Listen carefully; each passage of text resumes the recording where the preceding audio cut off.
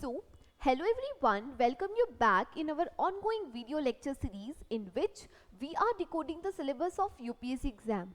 तो आज के इस वीडियो लेक्चर के अंदर हम ऐसे रिलेटेड जो भी स्ट्रैटेजी है, जो भी सोर्सेज हैं, हमें उसे कैसे प्रिपेयर करना है वाली सारे डाउट्स को मैं आज सॉल्व करूंगी। और इस वीडियो को देखने के बाद आपके सारे डाउट्स ऐसे से रिलेटेड क्लियर हो जाएंगे। हम बहुत अच्छे से देखेंगे कि आप कैसे इसे प्रिपेयर कर सकते हैं, आपको क्या क्या चीज़ें ध्यान में रखनी है और कैसे आप ऐसे को लिखें ताकि आपका जो स्कोर होगा वो काफ़ी अच्छा होगा as compare to other aspirants. Fine, so let's start.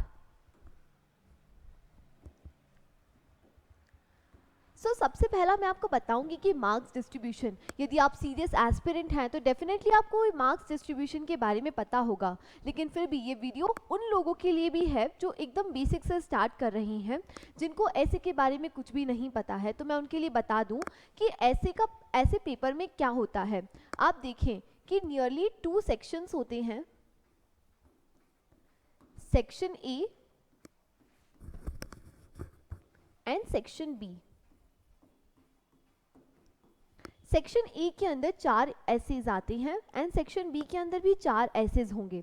आपको सेक्शन ए में से किसी एक ऐसे को लिखना है, साथ ही साथ आपको सेक्शन बी के अंदर से भी किसी एक ऐसे को लिखना है। इस तरह से आपको 2 एसेज लिखने रहते हैं और एक ऐसे 125 मार्क्स का होता है।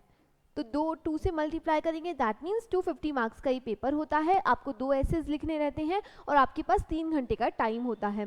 तो इस तरह से मार्क्स का डिस्ट्रीब्यूशन है और इस तरह से ये पैटर्न है। ठीक है, आई थिंक सबको ये क्लियर है। नेक्स्ट आता है एसे डेवलपमेंट।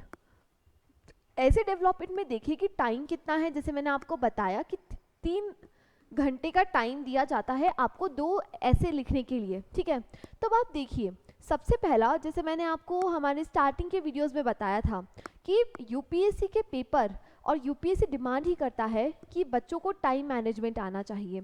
इसीलिए आपको ऐसे के पेपर में भी टाइम को मैनेज करना काफ़ी ज़रूरी है, क्योंकि यदि आप टाइम मैनेज नहीं कर पाएंगे तो आपका पेपर छूट जाएगा। और आपको टाइम मैनेज करना आना चाहिए, इट इज़ अ स्किल। ठीक है, तो देखिए आपको क्या करना है, आपको 80 मिनट्स ईच ऐसे को देना है, जिसमें से आप 60 मिनट्स आप लिखेंगे 8 to 9 पेज फॉर ईच ऐसे। पर मैं सजेस्ट करूंगी कि आप कोशिश करें 10 to 12 पेजेस लिखने की। ठीक है, 20 मिनट्स फॉर थिंकिंग, आप ब्रेनस्टॉर्मिंग करें। ऐसे के अंदर ब्रेनस्टॉर्मिंग का काफ़ी इंपॉर्टेंट रोल होता है, क्योंकि एक बार यदि आपको ब्रेनस्टॉर्मिंग करना आ गया तो आप चीज़ों को काफ़ी अच्छे से लिख पाएंगे। आपको पहले एक रफ पेज के अंदर सारी चीज़ें मेंशन करनी है कि आप क्या क्या लिखने वाले हैं आपके ऐसे के अंदर। आपका जो ऐसे का फ्लो होने वाला है वो कैसा रहने वाला है, इस तरह से आपको ये 60 मिनट्स में आप फिर अच्छे से ऐसे लिख पाएंगे। फिर आता है first 10 minutes to choose the topic, है ना। टॉपिक सिलेक्शन काफ़ी इंपॉर्टेंट एस्पेक्ट है, क्योंकि यदि आप टॉपिक गलत सेलेक्ट कर लेंगे तो आपके पास कंटेंट नहीं होगा। आपको 1200 वर्ड्स के अंदर ऐसे इसको लिखना है, और यदि आपके पास अच्छा कंटेंट नहीं है, आपको ऐसे का टॉपिक यदि समझ में ही नहीं आया है, तो आप इस चीज़ों को नहीं कर पाएंगे। इसलिए मैं हमेशा सजेस्ट करती हूँ कि स्टार्टिंग के जो 10 मिनट्स हैं आप ऐसे के टॉपिक्स को चूज़ करें और लास्ट के 10 मिनट्स में आप रिवाइज़ करें, ताकि आपने कुछ गलत तो नहीं लिखा है, आपने कोई ग्रामेटिकल एरर्स तो नहीं करी है, आपका कोई एस्पेक्ट छूट तो नहीं गया है। ठीक है, तो इस तरह से आपको आपके टाइम को डिस्ट्रीब्यूट करना है। दिन आता है डायरेक्शन। अब देखो यूपीएससी ने अपने ऐसे वाले पेपर के अंदर कोई सिलेबस नहीं दे के रखा है, लेकिन बस उन्होंने आपको एक डायरेक्शन दे के रखी है। वो डायरेक्शन ये है कि candidates may be required to write essays on multiple topics. They will be expected to keep closely to the subject of the essay and to arrange their ideas in a orderly fashion and to write concisely. ठीक है, credit will be given for the effective and exact expression. मतलब आपने जो भी topic select किया है आपको उसके बहुत क्लोजली आपको लिखना है, आपको डाइवर्ट नहीं होना है, आपको डिफरेंट डायमेंशंस को आइडेंटिफाई करना है, और यदि आप इफेक्टिवली उसको डिस्कस करते इफेक्टिव एक्सप्रेशन देते हैं तो आपको एक्स्ट्रा मार्क्स भी अलॉट किए जाएंगे। तो इस तरह से ऐसे के बारे में है। और आप तब देखेंगे कि जो टॉपर्स के मार्क्स होते हैं as compare to the non selected aspirants, तो आप देखेंगे काफ़ी वेरिएशन होता है। नियरली 30 to 40 मार्क्स का, 20 to 30 मार्क्स का वेरिएशन दिखने को मिलता है, and it is a huge marks. ठीक है, तो आप ध्यान रखें कि ऐसे को अच्छे से प्रिपेयर करें। नेक्स्ट आता है ऐसे राइटिंग टिप्स एंड स्ट्रैटेजी पे हम चलते हैं। अब देखो, ऐसे बिल्डिंग, जैसे एक बिल्डिंग बिल्ड होती है, उसमें हम पहले फाउंडेशन लगाते हैं, देन फ्लोर्स बनते हैं, देन उस पर प्लास्टर होता है, फिर हम उसका रूफ बनता है, रूफ डलता है, फिर चीज़ों को बहुत अच्छे से अरेंज किया जाता है। वैसे ही ऐसे बिल्डिंग भी एक बिल्डिंग के कंस्ट्रक्शन के तरह है। पहले फाउंडेशन, आपको इंट्रोडक्शन लिखना पड़ेगा, फिर आपको स्ट्रक्चर प्रिपेयर करना पड़ेगा कि आप पैराग्राफ को बिगिन कैसे करेंगे, आप थेसिस और स्टेटमेंट को बहुत अच्छे से करेंगे, सेकंड फ्लोर के अंदर आप एडिशनल पैराग्राफ्स लिखेंगे, एंड फाइनली आप कंक्लूजन लिखेंगे। तो इस तरह से आपका घर, एक तरह जिस तरह से एक घर कंप्लीट होता है, वैसे ही ऐसे भी एक पूरा कंक्लूजन के थ्रू एंड होना चाहिए। ठीक है, पूरा फाउंडेशन से लेके कंक्लूजन तक आपका आप जो भी समझाना चाहते एग्जामिनर को, वो समझ में आ जाए। इस तरह से ऐसे बिल्डिंग स्ट्रैटेजी होती है। ठीक है, नेक्स्ट आता है क्या क्या चीज़ें होती है। तो आपका नो डाउट इंट्रोडक्शन होगा, बॉडी होगा, बॉडी के अंदर भी 2 पिक्चर्स हैं कि आपको सबसे पहले one side of the picture explain करना है, उसे आप आर्ग्यूमेंट देंगे और एग्जाम्पल के थ्रू आप एक्सप्लेन करेंगे, फिर आर्ग्यूमेंट 2, और ऐसे अलग अलग टाइप्स के आप आर्ग्यूमेंट्स दे सकते हैं। फिर other side of the picture आपको ऑल्सो आपको मेंशन करना ज़रूरी है, क्योंकि यदि आप other side of the coin mention नहीं करेंगे तो आपको बहुत अच्छे मार्क्स नहीं मिलेंगे। तो आप उसमें भी आर्ग्यूमेंट्स लिखें एंड एग्जाम्पल्स दें, एंड फाइनली फिर आप कंक्लूड करेंगे। तो इस तरह से एक आपके ऐसे का स्ट्रक्चरिंग होनी चाहिए। ठीक है, नेक्स्ट आता है लैंग्वेज। तो लैंग्वेज, बहुत सारे लोगों का कोई डाउट रहता है कि यदि हमारी लैंग्वेज अच्छी नहीं है, हमारी इंग्लिश अच्छी नहीं है, तो क्या हम अच्छा स्कोर कर पाएंगे ऐसे के अंदर। तो नो डाउट आप ज़रूर अच्छा स्कोर कर पाएंगे, क्योंकि ऐसे की डिमांड है कि आप सिंपल लैंग्वेज में लिखें। आपकी जो लैंग्वेज है वो क्रिस्प होनी चाहिए, सामने वाले को समझ में आना चाहिए। तो आपकी लैंग्वेज बस सिंपल होनी चाहिए, क्लियर होनी चाहिए। ठीक है, और आप कोशिश करें कि उसमें ग्रामेटिकल एरर्स ना करें। ठीक है, तो लैंग्वेज आपकी करेक्ट होनी चाहिए, भले ही आप छोटे स्टेटमेंट्स लिखें, लेकिन it should be correct. Fine. And even if you don't use some complex definition terms and references, do not leave without explaining that definition in sentences before you. मतलब आप कुछ भी ना करें, आप आपके हिसाब से आपके वर्ड्स में चीज़ों को एक्सप्लेन करने की कोशिश करें। और पता है ऐसे की एक खासियत है कि आप ऐसे के लिए कोई फॉर्मेट नहीं है, आप जैसे चाहें वैसे आपके ऐसे को लेके जा सकते हैं। आप जहाँ चाहें, जिस डायरेक्शन में सोचना चाहें, जहाँ से जो सोचना चाहें आप लिख सकते हैं। You are free to right.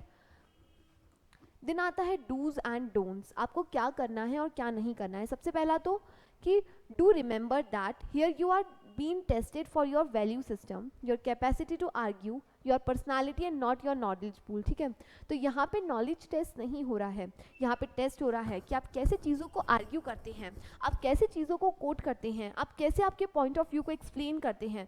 That is more important in the essay paper. दिन आता है do remember that there is no definite answer or right or wrong side if you can argue coherently। ठीक है, मतलब ऐसा कोई भी fix, जैसे मैंने आपको पहले बोला कि कोई भी एक फिक्स फॉर्मेट नहीं है कि आपको ऐसे ही करना है, आप जैसा करना चाहे वैसा कर सकते हैं। बट आपको ध्यान ये रखना है कि सामने वाले को आप क्या समझाना चाहते हैं ये समझ में आए। ठीक है, investing equal time to both the essays. अब होता क्या है कि हम जनरली टाइम मिसमैनेजमेंट कर लेते हैं।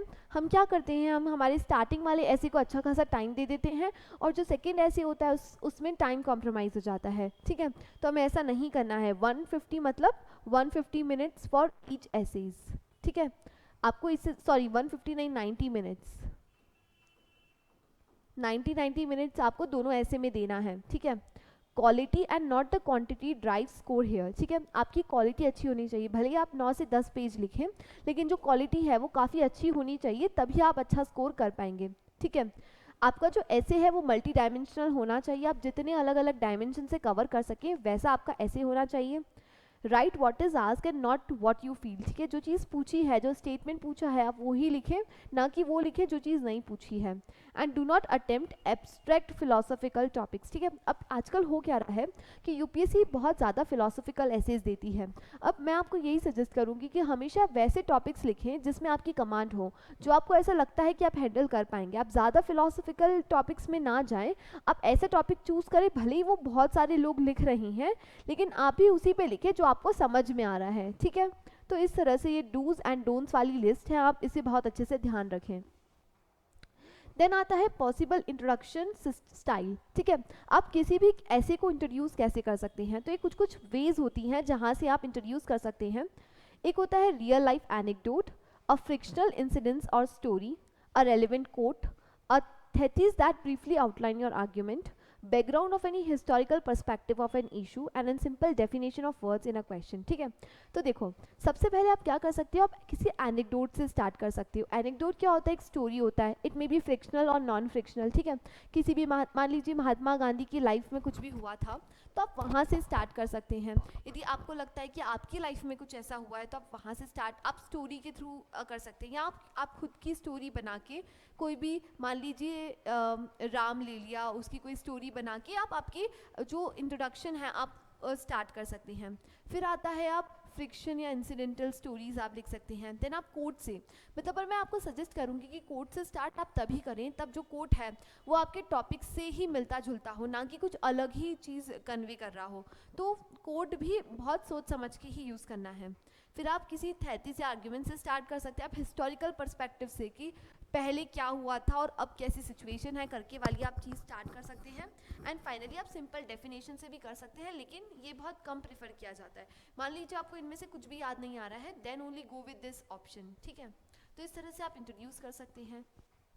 देन आता है tools for the core content, मतलब बॉडी के अंदर हम किस डिफरेंट अप्रोचेस होती हैं आप उसे अडॉप्ट कर सकते हैं ऐसे राइटिंग के अंदर. सबसे पहला आता है प्रॉब्लम एंड सोल्यूशन अप्रोच, जिसके अंदर आप क्या करें, पहले हिस्टोरिकल इवोल्यूशन लिखें, कॉन्सेप्ट लिखें, बेनिफिट्स लिखें, प्रॉब्लम सॉल्विंग अप्रोच लिखें. फिर फाइनली होता फिर सेकंड होता है स्टेक होल्डर अप्रोच, कि आप अलग अलग स्टेक होल्डर्स के पर्सपेक्टिव में ऐसे को लेके जाएं. आप individual, family, community, society, nation, humanity और ग्लोबल. ठीक है, तो इस तरह से आप डिफरेंट एस्पेक्ट्स को इन्वॉल्व कर सकते हैं. या तो आप डायमेंशनल अप्रोच यूज़ कर सकते हैं, जिसके अंदर आप सोशल लिखेंगे, जैसे education, health, women, child, vulnerable groups etcetera. या तो आप डाली political, philosophical, environmental, economic, cultural, है ना, लिंग्विस्टिक या local, international, humanistic, historical, governance and administration. तो इस तरह से बहुत सारे डायमेंशंस के थ्रू आप एग्जाम्पल्स के साथ आपके पॉइंट्स को एक्सप्लेन कर सकते हैं. या आप टेम्पोरल अप्रोच यूज़ कर सकते हैं कि पास्ट, प्रेजेंट एंड फ्यूचर में क्या होगा. आप सेक्टोरल अप्रोच यूज़ कर सकते हैं, जिसमें आप मीडिया का एग्जाम्पल दे सकते हैं, science, technology, business, sports, religion, politics, administration का यूज़ कर सकते हैं. या क्वेश्चन अप्रोच, कि आप क्वेश्चन करें और उसका आंसर दें. तो इस तरह से डिफरेंट अप्रोच है जिसके थ्रू आप आंसर्स कर सकते हैं, जो भी केस स्टडीज़ में आप आर्ग्यूमेंट प्लेस कर सकते हैं. ठीक है, दिन आता है नोट की जनरली बच्चे एस्पिरेंट्स दे आर कंफ्यूज कि हम डायग्राम्स यूज़ कर सकते हैं कि नहीं कर सकते. तो मैं सजेस्ट करूँगी कि डायग्राम से बचें. कोई भी टॉपर डायग्राम यूज़ नहीं करता है, और ऐसा कहीं मेंशन भी नहीं है कि डायग्राम यूज़ करना ज़रूरी है ऐसे में, अनटिल एंड अनलेस ये बहुत ज़्यादा रेलिवेंट ना हो. ठीक है, तो आप कोशिश करें कि आप डायग्राम्स यूज़ ना करें. फिर आता है ट्रांजिशनरी एस्पेक्ट्स, मतलब ये सबसे इंपॉर्टेंट होता है कि कभी भी आप एक पैराग्राफ से दूसरे पैराग्राफ में मूव करते हैं तो आपको कुछ लिंकिंग टर्म्स का यूज़ करना रहता है, जैसे कि मोर ओवर, हाउएवर, है ना. इस तरह से आप कुछ लिंकिंग टर्म्स निकाल के रखें, ये काफ़ी ज़रूरी है, जो आपके फ्लो को मेंटेन करके रखती है, आपके ऐसे के फ्लो को मेंटेन करके रखती है, क्योंकि ऐसे के अंदर फ्लो का मेंटेन करना काफ़ी ज़रूरी होता है. ठीक है, एग्जामिनर जो कॉपी चेक कर रहा है उसको ये नहीं लगना चाहिए कि आपने उसके फ्लो को तोड़ दिया है. ठीक है, तो ये चीज़ आपको ध्यान रखना है. उसके बाद आता है कंक्लूजन टू द ऐसे. आप कंक्लूजन में क्या कर सकते हैं, आप मान लीजिए आपने किसी एनेक्डोट से स्टार्ट किया है, तो आप एनेक्डोट के थ्रू ही आप एंड करें, उसी एनेक्डोट के कैरेक्टर्स को लेके आए और आप एंड कर सकते हैं. या तो आप किसी कोट से एंड कर सकते हैं, आप किसी संस्कृत स्लोगन से एंड कर सकते हैं, कॉन्स्टिट्यूशनल आइडिया से एंड कर सकते हैं. आप रिप्रेजेंटिंग द पॉजिटिव नोट से, या कोई सजेस्टिव आप कुछ सजेस्ट करना चाहते हैं या लॉन्ग टर्म पर्सपेक्टिव देना चाहते हैं, तो आप उस तरह से एंड कर सकते हैं. आप किसी रिफॉर्म, परफॉर्म एंड ट्रांसफॉर्म वाले एस्पेक्ट से कर सकते हैं. प्राइम मिनिस्टर ने कुछ ऐसा बोला था, आप उनके टर्म्स के थ्रू आप ऐड कर सकते हैं, कि जैसे सबका विकास, सबका साथ, सबका विकास वाली ऐसे कुछ कुछ चीज़ें होती है, आप ऐसे जो टर्म्स होते हैं उनसे एंड कर सकते हैं. तो इस तरह से, क्योंकि कंक्लूजन के बाद ही जो एग्जामिनर है वो आपको मार्क्स देने वाला है, इसलिए कंक्लूजन को बहुत सोच समझ के बहुत अच्छा हमें प्रेजेंट करना रहता है. इसलिए हमेशा याद रखें कि कंक्लूजन को हमेशा कोशिश करें कि किसी कोट से या किसी अच्छे टर्म से ही एंड करें. ठीक है, क्योंकि तब एंड अच्छा होगा तो ही आपको ऐसा लगेगा कि हाँ आपने जो पढ़ा है आपको बहुत जो एग्जामिनर ने पढ़ा है, एग्जामिनर जो पढ़ रहा है वो अच्छे मार्क्स तभी दे पाएगा. ठीक है, तो इस तरह से कंक्लूजन होता है. देन तो बस यही था ऐसे में कि ऐसे में आपको इंट्रोडक्शन का ध्यान देना है कि इंट्रोड्यूस कैसे करना है। फिर आप देखेंगे बॉडी के अंदर हमने देखा डिफरेंट अप्रोचेस, जैसे हमने देखा temporal, stakeholder, dimensional approach, है ना, टाइम वाला पीरियड वाला अप्रोच देख लिया था, या प्रॉब्लम एंड सॉल्यूशन वाला अप्रोच हमने देख लिया था। तो आप इस तरह से कर सकते हैं। फिर हमने देखा ट्रांजैक्शनली लिंकिंग कुछ टर्म्स होते हैं, एंड फाइनली हमने कंक्लूजन का देख लिया कि कंक्लूड कैसे किया जाता है। तो इस तरह से कुछ कुछ ये एस्पेक्ट्स होते हैं हमारे ऐसे राइटिंग के।